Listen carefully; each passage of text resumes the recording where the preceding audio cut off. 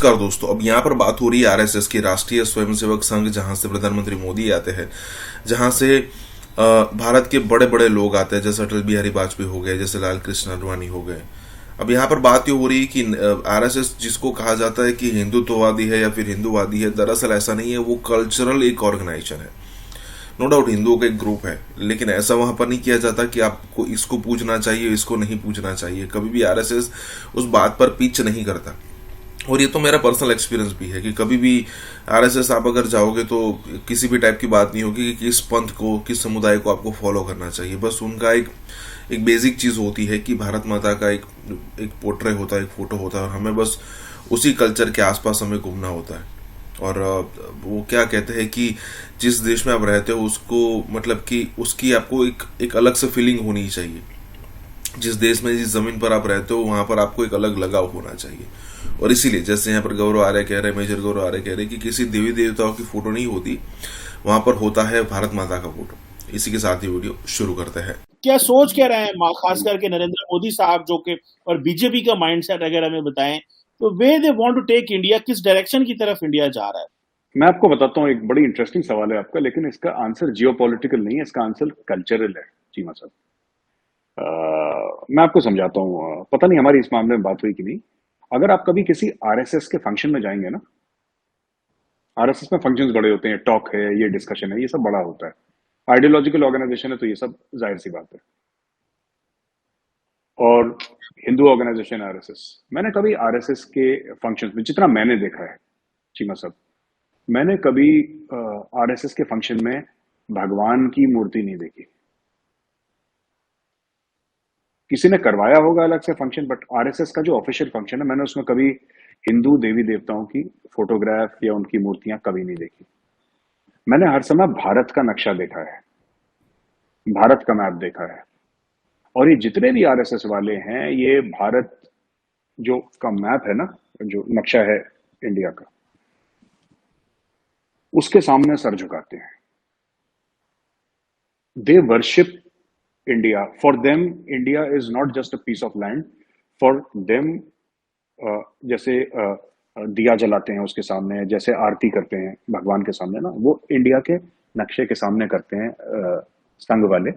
और ये मैंने देखा है क्योंकि मैं उन फंक्शंस में शरीक रहा हूं। एक नहीं, 50 फंक्शंस एक की बात। और नागपुर में जो गढ़ है आरएसएस का, वहां पे जाके बात कर रहा हूं। They worship India. For them India is a living God. That is the mindset. तो जब आप आरएसएस का माइंडसेट समझ जाएंगे, तब आप मोदी जी का और अमित शाह साहब का माइंडसेट समझ जाएंगे। उनका माइंडसेट वही है। Now where does India see itself, मैं आपको बताता हूं। इस कल्चरल प्रिज्म के थ्रू देखिए, तब आपको समझ में आएगा ये पूरी जो फॉरेन पॉलिसी है जयशंकर साहब की, हो क्या रही है। ठीक है सर, बात यह है कि India sees itself as energy self sufficient, जिसकी तरफ से इंडिया ग्रीन टेक्नोलॉजीज में बहुत ज्यादा इन्वेस्टमेंट कर रहा है। जर्मनी ने भी अभी करी है। ठीक है, 10 billion euros is one small part of it. India खुद इससे कई गुना ज्यादा कर चुका है खुद अपने मुल्क में। हमारी टाटा है, महिंद्रा है, जितनी भी हमारी कंपनीज है इंडिया की, सब के सब इलेक्ट्रिकल व्हीकल्स की ओर जा रही हैं, सोलर की ओर जा रहे हैं, सब लोग विंड टेक्नोलॉजी की ओर जा रहे हैं। ये सब चल रहा है इंडिया में और बड़े वॉर फुटिंग पे चल रहा है। अगर आपका कभी इंडिया आना हुआ तो आप कभी देखिएगा राजस्थान और गुजरात में जिस तरीके से सोलर फार्म्स बन रहे हैं, तो ये आपकी गाड़ी चल रही है, एक एक घंटे आपकी गाड़ी चल रही है, खत्म ही नहीं हो रही है। मतलब पता नहीं क्या कर दिया वहां पे, क्योंकि वहां पे धूप ज्यादा होती है। जैसे आपका थारपारकर वाला एरिया, समथिंग लाइक दैट ना, अक्रॉस आपका जो पाकिस्तान का जो एरिया है, सिंध का और पंजाब के बहावलपुर का, that area which is very hot, तो उस टाइप का है वहां पे डेजर्ट एरिया। तो वहां पे बहुत ज्यादा, तो एक तो ये चीज है। दूसरी चीज, India sees itself as a natural philosophical leader of the world. ये सब प्रैक्टिकल बातें बता रहा हूं चीमा साहब, आप ये मत सोचिएगा कि मैं ये उड़ी उड़ी पुरानी किताबों की बातें कर रहा हूं। ये बात सच है और ये सरकार ऐसे ही चलती है, ये मोदी जी की। India sees itself as a philosophical leader of the world, कि वासुदेव कुटुंबकम जो कहते हैं संस्कृत में, the whole world is a family. ठीक है, किस तरीके से करना है, तो उसमें क्या कर रहे हैं ये लोग डिप्लोमेसी में।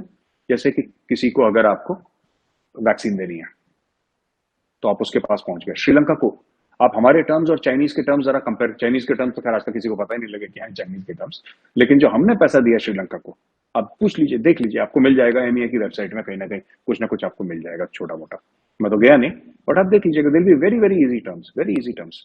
हम ज्यादा नहीं कर सकते, we are not as rich as China, but we are far more human, we are far more considerate. हमने हमने जमीन नहीं लेनी, हमने हनुमान टोटा पोर्ट नहीं लेना, हमें नहीं चाहिए। हम चला लेंगे छोटा मोटा पोर्ट, हमें नहीं चाहिए किसी का, हम दूसरे की जमीन। तो ये सब चीजें, this is where India sees itself. India sees itself as a major exporter, as a major exporter. India sees itself as a world leader, and finally India sees itself in the next few decades as a global superpower. It sees itself as a global superpower.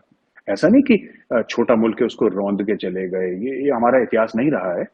And we are not keen to do it, we have not done it, we don't want to do it. Nature ऐसा नहीं है लोगों का यहाँ पे। मैं ये तो नहीं कहूंगा एब्सोल्युटली पीस लविंग लोग हैं, ऐसा भी नहीं है, लेकिन ऐसा नेचर नहीं है कि किसी चढ़ दौड़े अननेसेसरली। तो this is how I see India in the next 20, 30, 40, 50 years, and ये कर भी लेंगे। मैं आपको बताता हूँ चीमा साहब, अगर आप 2 मिनट का और वक्त दे दें। चीमा साहब, ऐसा है ना कि चाइना का जो इकोनॉमिक ग्रोथ है, चाइना का इकोनॉमिक ग्रोथ ऑर्गेनिक नहीं है। चाइना का economic growth is based on a lot of factors. Massive government control, ठीक है साहब, contract manufacturing, price control, taxation, protection, ये सब एक चाइनीज का एक बिजनेस मॉडल है, जो कि आपने पता नहीं पाकिस्तान में ऐड चलती हैं, इंडिया में तो चलती हैं, आप पाकिस्तान में पता नहीं 2 व्हीलर की ऐड देखी है, वो बोलेगा 90 किलोमीटर्स पर लीटर और नीचे लिखा होगा अंडर टेस्ट कंडीशंस। आप पता नहीं आपने देखा नहीं देखा, इंडिया में अंडर टेस्ट कंडीशंस, वो चुपचाप से कैवियट दे देता है एस्ट्रिक्स मार के ना, अंडर टेस्ट कंडीशंस, यानी कि हमने लैब में स्कूटर चलाया, तो लैब में स्कूटर जो चलाया इसने हमें 90 किलोमीटर पर लीटर दिया, 70 किलोमीटर पर लीटर दिया, ये हमने लैब में चलाया। लेकिन वो जो 90 देता है ना लैब में, वो ग्राउंड पे नहीं देता, वो ग्राउंड पे 70 ही देगा, 60 देगा वो, पर उन्होंने लिखने को लिख दिया जी 90 देता है। तो ये सब अंडर टेस्ट कंडीशंस की बात है। इंडिया की जो भी इकोनॉमी है, इट इज 100% ऑर्गेनिक, 100% ऑर्गेनिक। बाहर की फोर्सेस हैं, करती हैं, ओपन मार्केट है हमारा। चाइना का तो नहीं है ओपन मार्केट। आप एक ईमेल, आपकी चाइना में कॉन्टैक्ट है चीमा साहब, आप एक ईमेल भेजिए शायद चाइना, उसके अंदर फ्रीडम लिखिए एक लाइन में, डेमोक्रेसी लिखिए, टाइनमेन स्क्वायर लिखिए, आपका ईमेल ब्लॉक हो जाएगा वहां पे। आप कोशिश करिएगा, 2 हफ्ते बाद पहुंचेगी आपकी ईमेल, ब्लैक करके, पूरा ब्लैकआउट करके आपकी। आप कुछ भी लिख दीजिएगा, the weather is very good and today in Islamabad we spoke about democracy. वो वहां पे उनके सर्वर पागल हो जाएंगे कि ये पाकिस्तानी क्या कर रहे हैं, ये डेमोक्रेसी, हमारे अंदर कुछ लोगों में बीमारी फैला रहे हैं यहाँ पे। They will block your email. तो ऐसा है, we see ourselves as world leaders, but benign world leaders. America वाला नहीं कि इस पे बम मार दिया, रशिया वाला नहीं है कि यूक्रेन पे चढ़ दौड़े, चाइना वाला नहीं है कि ऐसे कर्ज दिया कि दूसरा बिल्कुल गुर्दा कलेजी उसके रखवा दिया गिरवी ना, ऐसा नहीं है।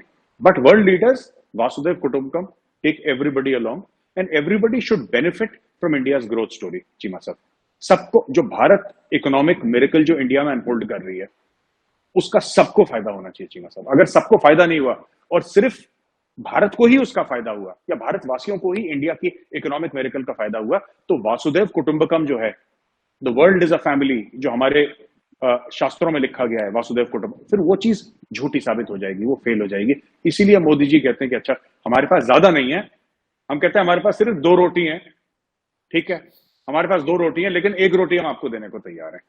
सो this is the concept of Vasudev Kutumbakam, the world is a family.